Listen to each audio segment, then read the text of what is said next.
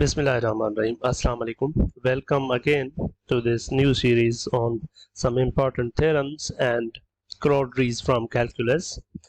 So today we are going to discuss the intermediate value theorem.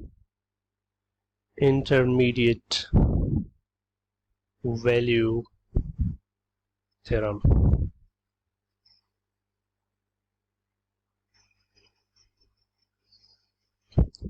These all theorems have abstract settings and topological spaces or metric spaces, but we will be concerned about their statements for the calculus 1 case. So this intermediate value theorem is basically related to the continuity of functions on closed intervals. So what are the assumptions of the intermediate value theorem? Let's state the conclusion of the intermediate value theorem along with the assumptions. So the intermediate value theorem says that if f of x is continuous on closed interval, say I, which is a to b, and k is any number between f of a and f of b, then there is at least one number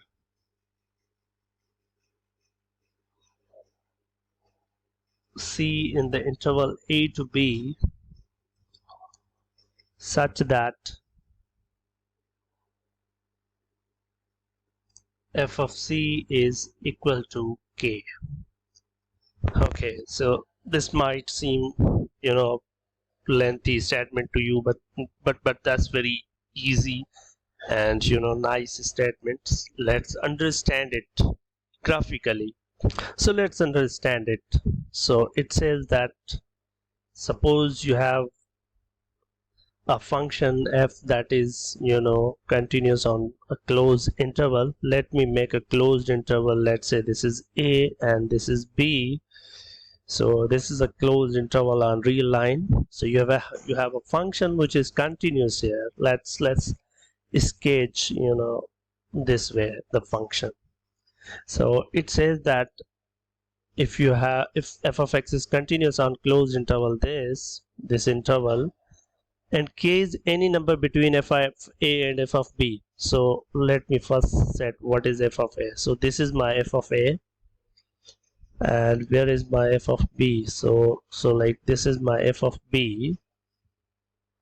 Now if you have a continuous function and k is any number between f of a and f of b, so if there is any number k here, somewhere here, it can be anywhere in this interval f of a to f of b. So if there is any number k here, so intermediate value theorem says that then you can find some number c here such that when you apply f on this c, you will get this k. So like this way,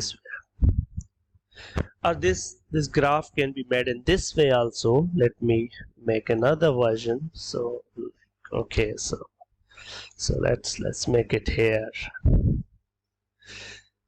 Suppose a is a point here, b is a point here, so the function can be made to look like this. So then this is my f of b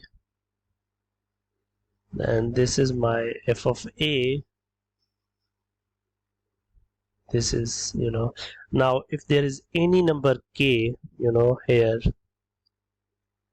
so for this k, any k number here, I can find some number c here such that when I apply f onto this c, I'll get this k. So f of c equal to k.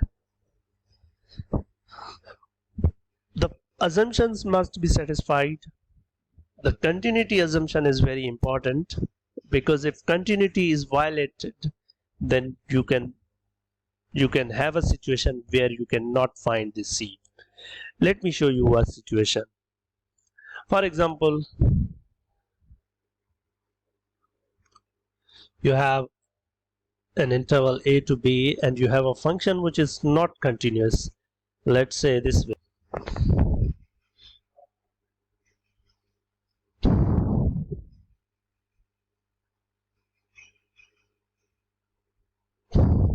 Now you can use your calculus and see that this function f, which is represented by green color, is not continuous at this point. So now, because this function is not continuous on this interval, so now we might not have the conclusion of this intermediate value theorem. So we cannot guarantee the existence of C. How? Let me show you. So where is my f of b? So see this. This is my kind of f of b. This is f of b, and this is f of a. Now if someone is giving you a value of k, here,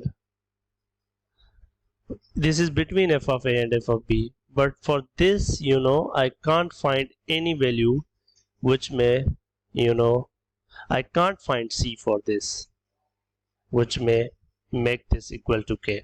Or even I can make it more better, this way. Let's say I have an interval a and this is b. Suppose now this is the function which is not continuous.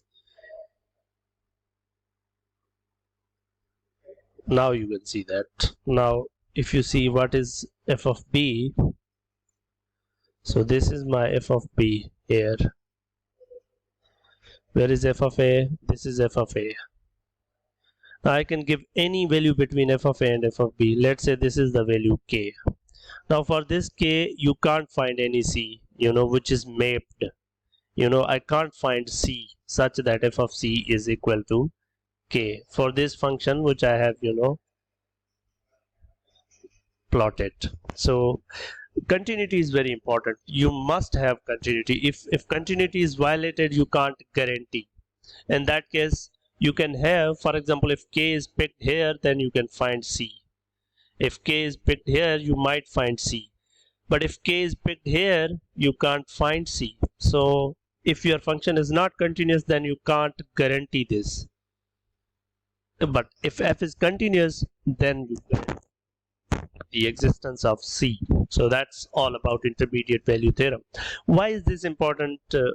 Why is this theorem important? First, let's do one simple example, and then I'll show you how important it is, especially to ensure the existence of roots of polynomial equation. Let's do this example. I am given with the function f of x, which is x squared plus x minus 1. And I am given with an interval 0 to 5. Now what I have to show is I want to guarantee that is there a C such that f of c is equal to 11. I want to guarantee the existence of C. I want to make sure, I want to see whether there is a C such that f of c is equal to 11 or not. So all I need to do is I need to verify the assumptions of intermediate value theorem. If this function satisfies the assumptions of intermediate value theorem on the given interval, then I'll conclude that I can find C. So let's check out. F of x is polynomial function, so it must be continuous on this. So it is continuous on every interval, so it must be continuous on this. So first assumption of continuity is satisfied. Secondly, you can see that f of 0 is equal to minus 1 and f of 5 is equal to it's 29. So you can see that 11 is it's like this. So it's 0 to 5. So at 0 it is minus 1, and so At 5 it is 29, let's say here. So your function is somehow like that. So is there a value, you know, of, is there any value c between 0 and 5 where f of c is equal to 11? Yeah, maybe. So like, yes, because 11 is between -1, in other words f of 0, which is f of a, and f of b, which is 5, 29. Because 11 is between -1 and 29 and function is continuous on closed interval, so yes, we can find, we can always find a c such that f of c is equal to 11, or you can find a c such that c square plus c minus 1 is 11. In other words, you can find the root of this equation. So now here comes the power of this intermediate value theorem, because it is helping you to find out the roots.